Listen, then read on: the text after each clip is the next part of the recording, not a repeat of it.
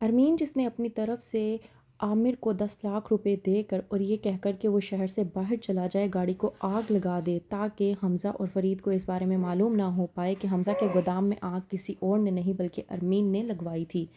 ارمین جب دیکھتی ہے کہ حمزہ کے موبائل میں ایک ویڈیو آیا ہے اور اس ویڈیو میں عامر اس بات کا کنفیس کر رہا ہے کہ اس کے گودام میں آگ کسی اور نے نہیں بلکہ اس نے لگائی تھی، تو یہ دیکھ کر ارمین کے ہوش و حواس اڑ جاتے ہیں۔ وہ پوری طرح سے ساختہ ہو جاتی ہے، یہ سوچ کر کہ عامر نے آخرکار ایسا کیوں کیا۔ ڈرامے کے نیکسٹ ایپیسوڈ میں آپ لوگ دیکھیں گے کہ حمزہ جو کہ اپنی کمپنی کے لیے بہت زیادہ پریشان ہو چکا ہے، تو سکندر وہیں پر اپنے بھائی حمزہ کا مذاق اڑانے کی کوششیں کر رہا ہے۔ سکندر جس کا کہنا یہ ہے کہ اس کا بھائی اس کے سامنے بھیک مانگے تب بھی وہ اس کی مدد نہیں کرے گا۔ وہیں پر علیزے حمزہ کو سمجھانے کی کوشش کرتی ہے کہ اسے پریشان ہونے کی بجائے ہمت سے کام لینا چاہیے۔ حمزہ جب علیزے سے کہتا ہے کہ کسی نے یقین نہیں کیا تھا کہ ایک چھوٹی سی آگ اتنا بڑا نقصان کر دے گی، وہیں پر علیزے حمزہ کو سمجھانے کی کوشش کرتی ہے اور کہتی ہے کہ ایسا ہی ہوتا ہے جب چھوٹے چھوٹے نقصان بڑی تباہی کا باعث بنتے ہیں۔ وہیں پر فرید جاتا ہے سکندر کے پاس یہ کہنے کے لیے کہ تم اپنے بھائی حمزہ کی مدد کرو۔ اس بات پر سکندر اپنے والد فرید سے کہتا ہے کہ میں ایسا کیوں کروں گا۔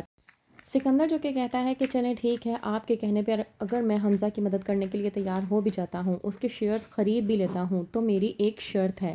فرید سکندر کے یہ الفاظ سننے کے بعد ہی خاموشی اختیار کر جاتا ہے اور وہیں سے واپسی کا رخ کر لیتا ہے، یہ سوچ کر کہ سکندر سے کسی بھی قسم کی کوئی بھی بات نہیں کرنی چاہیے۔ فرید جا کر حمزہ کو بتاتا ہے کہ اس نے سکندر سے بات کرنے کی کوشش کی تھی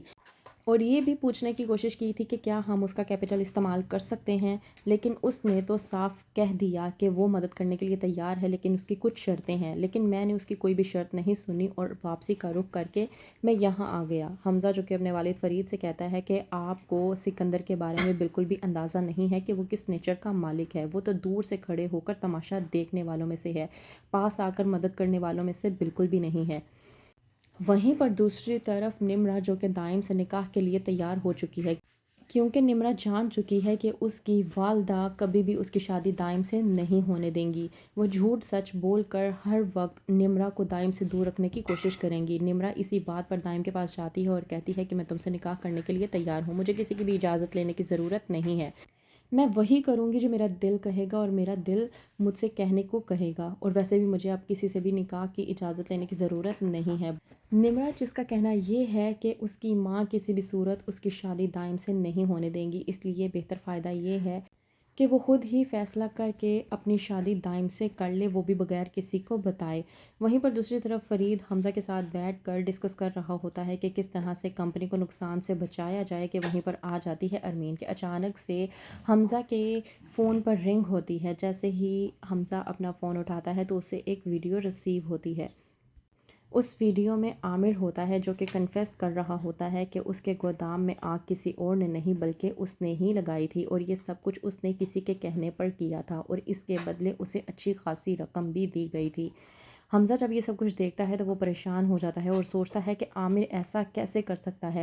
وہ آخرکار کسی اور کے ساتھ مل کر ہمیں دھوکہ کیسے دے سکتا ہے۔ حمزہ جو کہ ابھی اس بات سے انجان ہے کہ اسے دھوکے دینے والا انسان کوئی اور نہیں بلکہ اس کی اپنی والدہ ارمین ہے، اور ارمین کے کہنے پر ہی اس نے یہ سب کچھ کیا تھا۔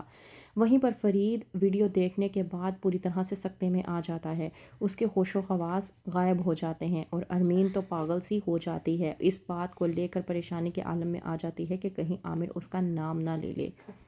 تو کیا ویڈیو میں عامر نے ارمین کا نام لیا ہوگا؟ کیا ہوگا آگے؟ مزید جاننے کے لیے دیکھتے رہیے ڈرامہ سیریل موہرا۔